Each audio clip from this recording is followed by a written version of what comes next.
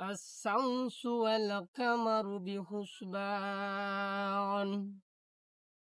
অর্থাৎ চন্দ্র ও সূর্য তার নিজস্ব গতিপথে চলতে থাকে। এটা আমার কথা নয়, এটা হলো কোরআনের কথা।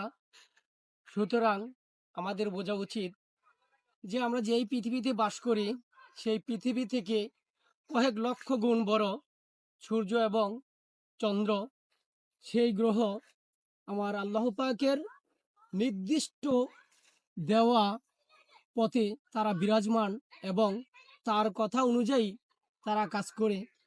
আমাদের বোঝা উচিত যে আমরা ক্ষুদ্র মানুষ, আমাদের জন্য আমাদের আল্লাহ, আমার মাওলা সুন্দর একটা নির্দিষ্ট নিয়ম কানুন দিয়ে আমাদের এই দুনিয়ায় পাঠিয়েছে। আমরা সেগুলো কতটুকু মানি?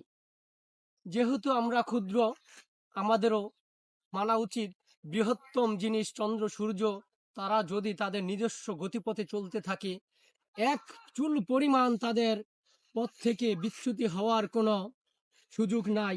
সুতরাং আমাদের কোত্থেকে সেই সুযোগটা আসবে, আমাদের এই বুঝটা যেন আল্লাহ পাক আমাদের ভিতরে, সকল মুসলিমদের ভিতরে তৈরি করে দেন। সবাই বলি আমিন।